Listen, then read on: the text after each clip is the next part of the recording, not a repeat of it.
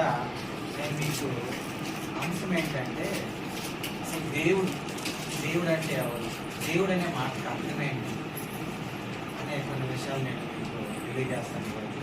చూడండి, దేవుడు అంటే స్వయంభుడు. ఎవరు? స్వయంభుడు అని. ఆయన స్వయంభుడు అని అంటే తనకు తానుగా ఉన్నవాడు. ఎవరు? తనకు తానుగా ఉన్నవాడు. ఈ సృష్టిలో ఏం లేనప్పుడు ఉన్నాడు, అన్నీ కలిగిన తర్వాత ఉన్నాడు.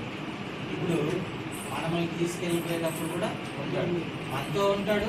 మనం లేనప్పుడు ఉన్నాడు, మనల్ని తీసుకుపోయేటప్పుడు కూడా ఉంటాడు. స్వయంభుడు. ఆయనకి తనకు తానుగా ఉన్నవారిని మాత్రము ఏమంటారంటే స్వయంభుడు అంటారు. దేవుడు, ఆయనే దేవుడు అని అంటారు. అయితే ఈ సృష్టిలో మనం జ్ఞాపకం చేసుకుంటే కొన్ని విషయాలు నేను మీకు ఆయన శక్తికి సంబంధించిన అంశాలు కొన్ని చెప్తాను. ఆయన సర్వశక్తి.